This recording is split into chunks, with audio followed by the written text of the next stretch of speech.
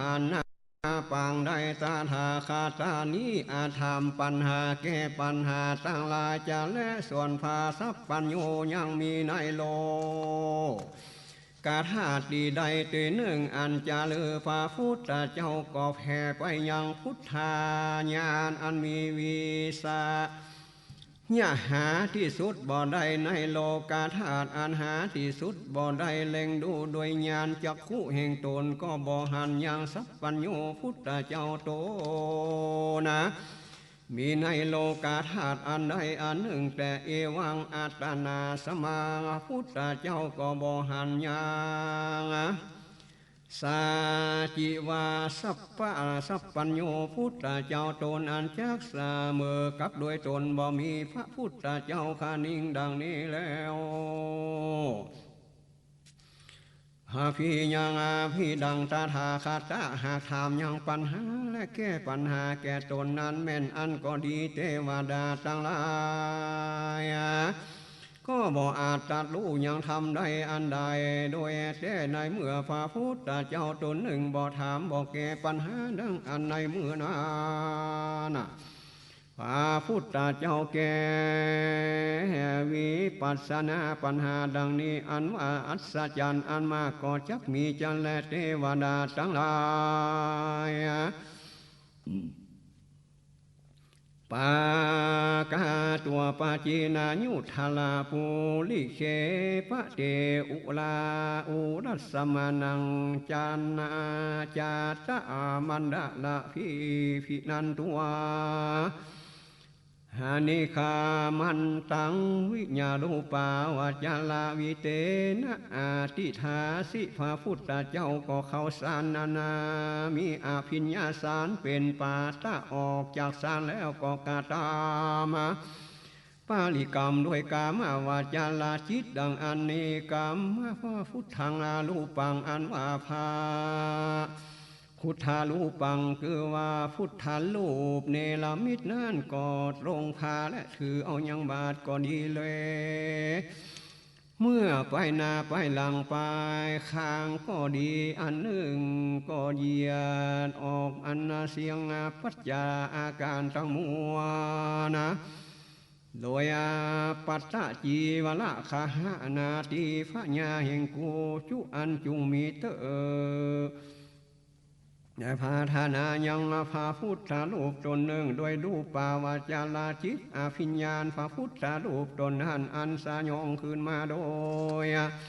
อันแวดยังเข่ายุกันทอนกรรมวันออกเป็นดังมายังมังอาการละหะจันสะดอหลอดออกมานั่นแหละเทวดา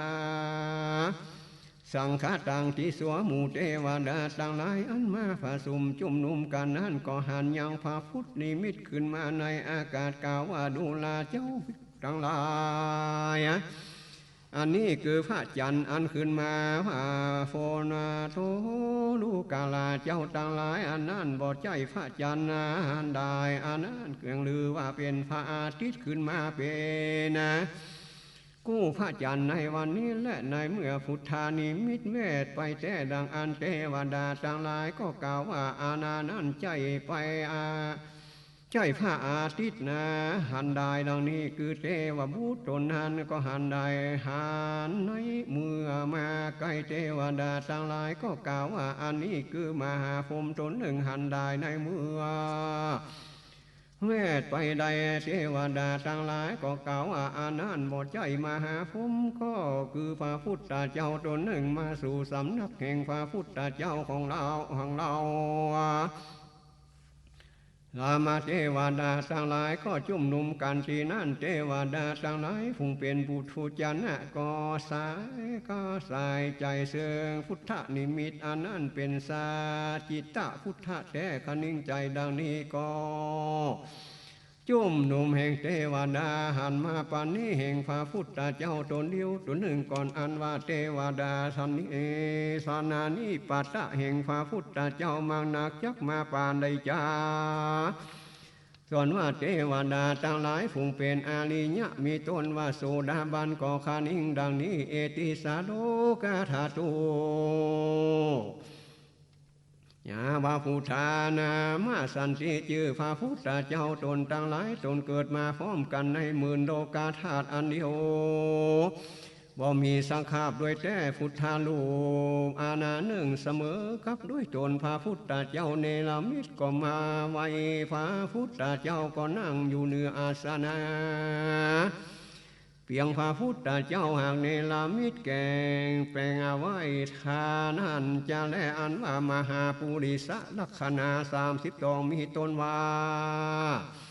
สัมมาปาติปาตาทลาถึงโอหันสะก็มีแก่พระพุทธเจ้าผู้ถูกต้องอย่างโตนะพระพุทธเจ้านิมิตและรัศมีอันมาแต่พระพุทธเจ้านิมิตก็มาออกตองตัวพระพุทธเจ้ารัศมีอันออกมาแต่ตนพระพุทธเจ้าต่างสองนั้นได้ขึ้นไปถูกต้องอาจารย์ฟ้าอาการนิธาก็กลับลงมาไปบนหัวแห่งเทวดาจะแลก็ตั้งอยู่ในขอบจักรวาลทั้งมวลนะก็มีเจรณาปุตสามิปานิปาหุตาปัญญาตินาปะละคตังปาลินีมิปะสังปาลีใจญาห่างอันว่าเราพุทธามิก็ถามซึ่งพระพุทธมุนีตนอันรู้ยังโลกอันนี้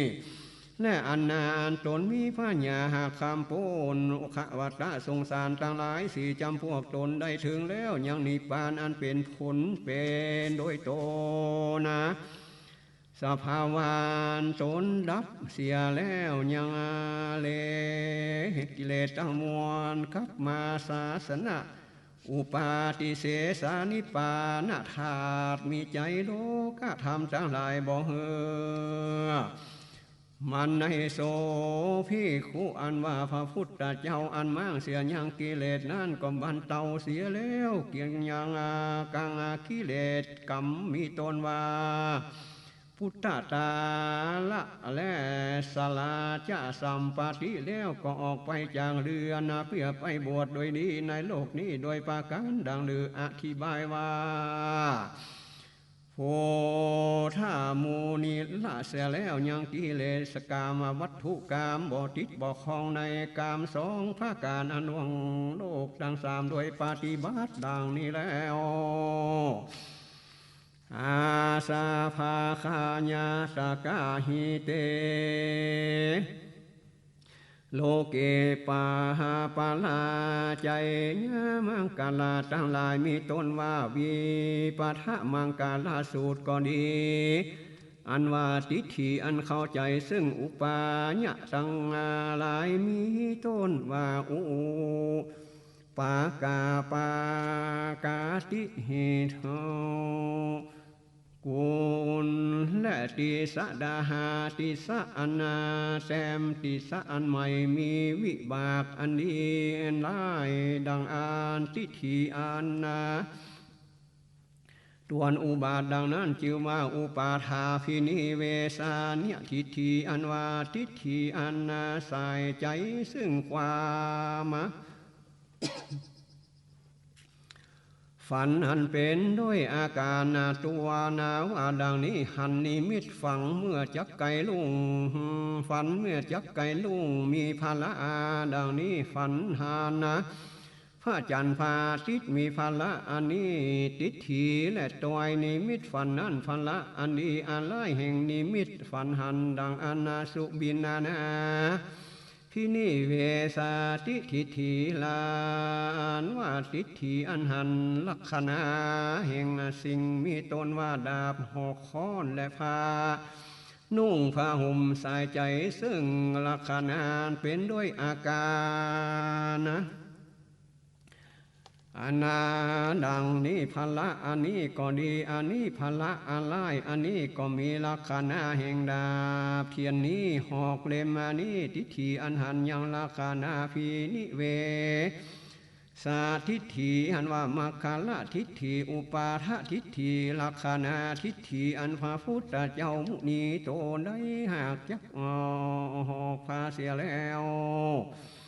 มัคคญาณในมหาโพธิอันว่าพระมุนีตนนั้นได้ละเสียแล้วยังมังกรทิฏฐิปาทาตาวิโต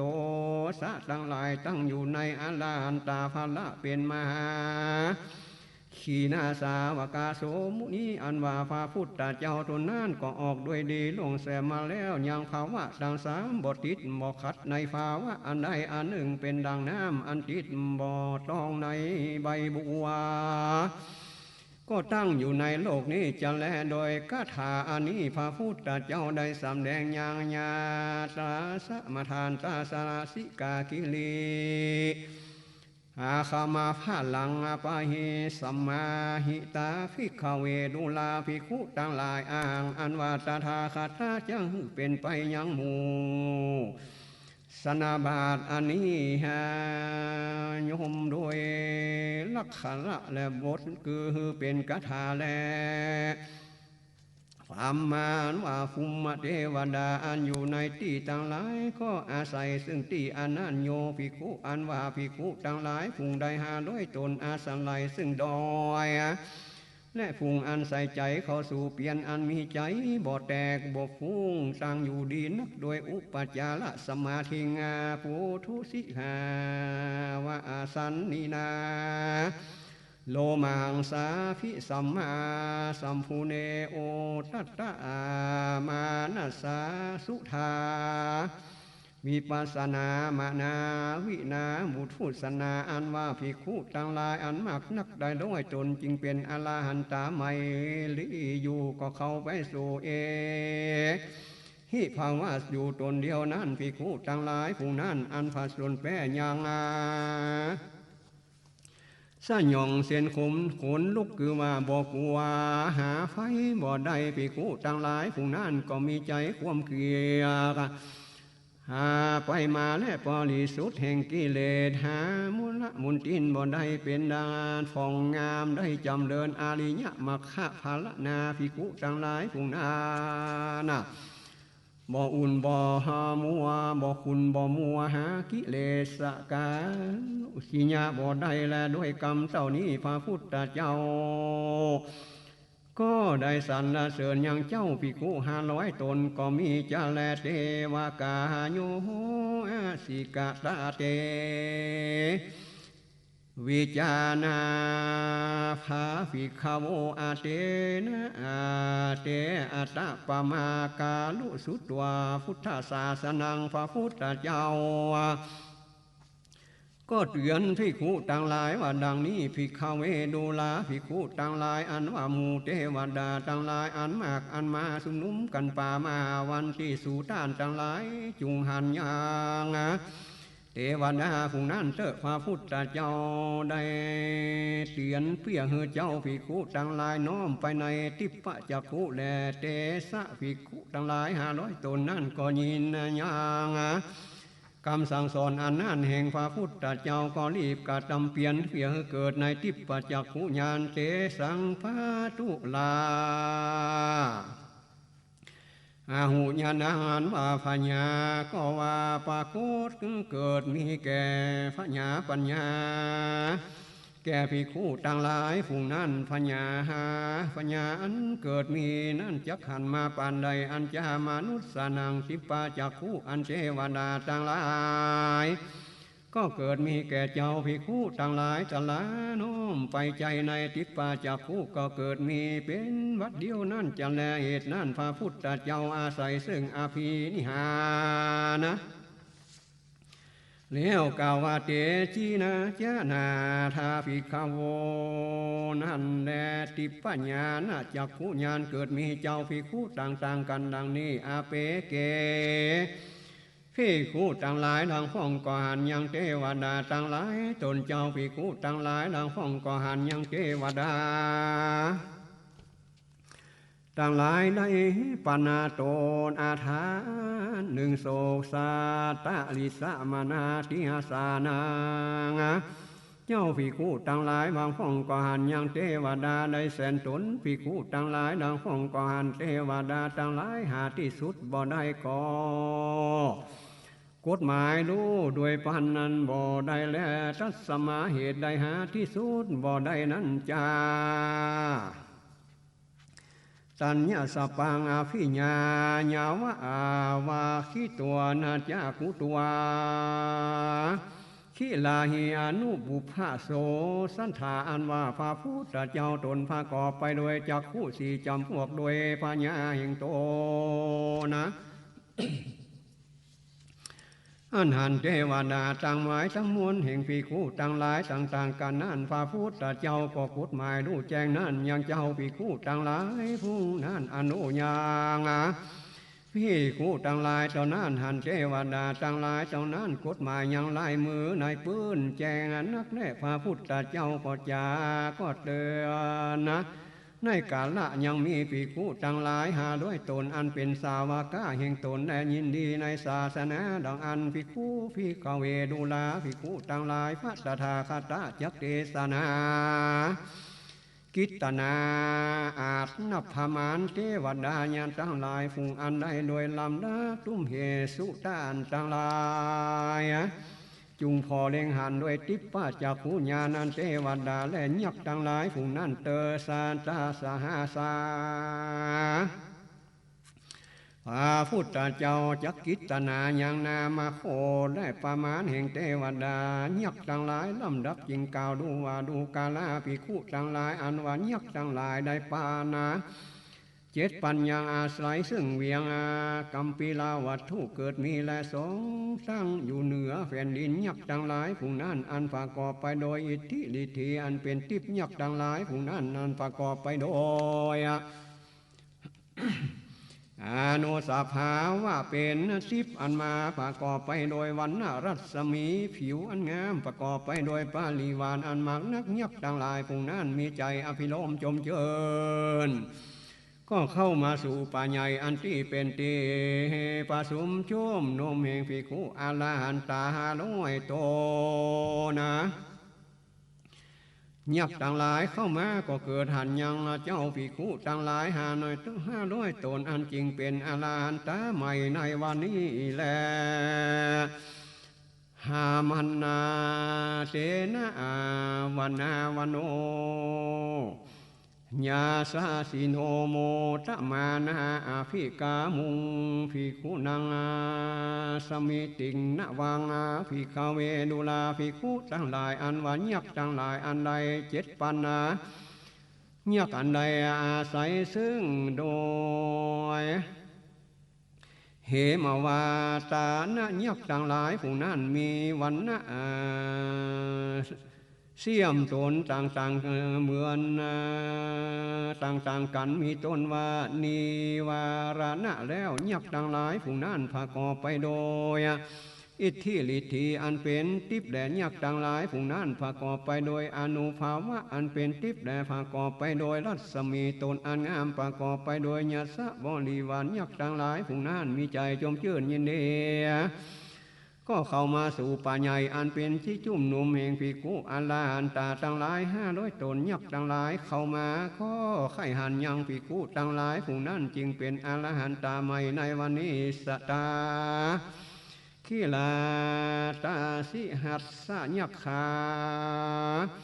ตาวานินโตอิติมโนจุติมันโตสมิติงวานังภิกขเวดุลาภิกขุต่างหลายอันวันยักษ์ต่างหลายอันได้สัมปันโตนอันมาสลายซึ่งโดยคีรีและเกิดมียักษ์ต่างหลายผู้นั้นมีวันณะเนื้อตนต่างๆกันมาสาตาคีรียังผู้นั้นประกอบไปโดยอิทธิฤทธิอันเป็นทิพย์ยักษ์ต่างหลายประกอบไปโดยอนุภาวะอันมาประกอบไปโดยผิวพรรณงามมีวันณะมีญาสะปริวานันมังนักยักษ์ทั้งหลายองค์นั้นมีใจจมชื่นยินดีก็เข้ามาสู่ป่าใหญ่อันเป็นที่ผสมจุ่มนุ่มภิกขุอรหันตา500ตนยักษ์ทั้งหลายผู้นั้นเข้ามาก็เพียหันยังเจ้าภิกขุทั้งหลายอาณาว่ายักษ์ทั้งหลายผู้นั้นได้26,000อิทธิโดยภาการดังกล่าวมานี้คือว่า ภูมิมาทายักษ์ดังหลายหูเจ็ดปันเหมาวตายักษ์หกปันสาตาคีรียักษ์สามปันยักษ์ดังหลายฝูงนั้นมีวันหน้าเนื้อตัวต่างๆกันยักษ์ดังหลายฝูงนั้นประกอบไปโดยอิทธิฤทธิเป็นทิพย์มากนักประกอบไปโดยอนุภาวะอันเป็นทิพย์มีรัศมีผิวนางอนางงามประกอบไปโดยญาสะบริวารอันมักนักยักษ์ดังหลายฝูงนั้นมีใจจมชื่นยินดีก็เข้ามาสู่ป่าใหญ่ที่นั่นอันเป็นที่จุ่มนมแห่งภิกขุอรหันตาทั้งหลาย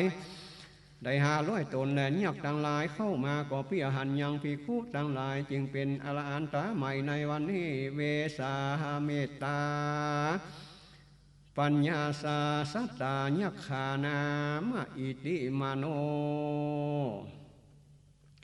ตาญาสาสิโนโมตมานาติอาภิกามุงภิกขุนางอาสามิติงวานังยักขะอันว่ายักษ์ทั้งหลายได้500 ตนก็อาศัยซึ่งโดยเวหะสมิตาเกิดมีวันณะเนื้อตัวต่างกันกีนีละและปิตะยักษ์ทั้งหลายภูงนี้อันประกอบไปโดยอิทธิฤทธิอันเป็นทิพย์ต่างหลายนั้นและประกอบไปโดยอานุภาพอันเป็นทิพย์ต่างมวลโดยวันณะผิวพรรณมีญาสะบริวารยักษ์ทั้งหลายผู้นั้นมีใจยินดีก็เข้ามาสู่ปัญญาตีนี้แหละภูมิโลลาจาคาหิโกเวลุปนาสิโลสนางอายุมิสาญาคานหัมปาญิลุปาสติภูมิโลอันวายักหากุมพีอันวาอันอยู่ในเวียงราชกะหะโดยเวปุคาลาเป็นที่อยู่ภูมิยักษ์ผู้นั้นอันว่าแสนยักษ์ต่างหลายยิ่งนักคือว่ายักษ์ต่างหลายมากกว่า100 โตนะก็เข้ามาสู่ป่าอุปถากเผากันยังกลุ่มพิอัญญายักษ์ตัวนั้นก็ยังเข้ามาสู่ป่าใหญ่มหาวานาก็เปียหันเจ้าภิกขุทั้งหลายปาลีมัญญาติสังราชาคาตารัโทตังนาทะสาสาติคันทะปานังอาทิปาติมหาราชาหาวังให้นางผีเข้าเวดุลาภิกขุทั้งหลายอันว่าพญาใหญ่ตัวหนึ่งชื่อว่าวาทาวารัฐะอันเป็นใหญ่แก่กันทปะต่างหลายในทีบทั้งสี่กันทปะต่างหลายก็เป็นในอามานาแห่งพญาทัตตะหะทะตัวนั้นมีหมู่กันทปะต่างหลายมากกว่า100 ตนเป็นปาริวานะอันพญาตัวนั้นก็สั่งสอนญาทิสกรรมาวันออกและพุทธาพิทัสสะปะหาโวอันว่าลูกยายอันมากนักแห่งพญาทัตตะรัฐะโตนั้นลูกยายทั้งหลายผู้นั้นมีชื่อว่าอินตาพาลัวมาชื่อแห่งพญาอินตาอินทาลาจารัฐะบุตรทั้งหลายผู้นั้นมีวิยาลาคณะและกายะปาลามากนักอันว่าลูกยายพญาทัตตารัฐะตัวนั้นประกอบไปโดยอิทธิฤทธิอันเป็นทิพย์ประกอบไปโดยอนุภาวะอันเป็นทิพย์วันณรัศมีทั้งหลายข้อเป็นทิพย์ก็พร้อมกันเข้ามาสู่หลวงป่าใหญ่อันนั้นเป็นที่จุมนุมแห่งอรหันตา500 โตนะ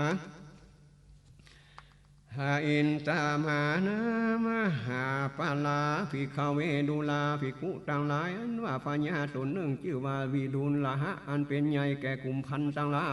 ยในติสะทั้งสี่พญาวิรุลาหะตนหนึ่งอันประกอบไปโดยทีวิลิธิอันเป็นทิพย์แลวิรูปะขบุตรต่างหลายผู้นั้นอันประกอบไปโดยสาวะอันเป็นทิพย์มีวันณะเนื้อตัวผิวหนังก็งามประกอบไปโดยปริวารก็มากนักแน่วิรูหาขบุตรต่างหลายผู้นั้นก็มีใจยินดีก็พร้อมกันมาสู่ป่าใหญ่อันนี้อันเป็นที่จุ่มนุมแห่งเจ้าภิกขุต่างหลาย500 ตนก็มีแล้ว หาปาสีมายาติวสังลาจาวิลุนปะโคตังปัสสาสตินาคานัง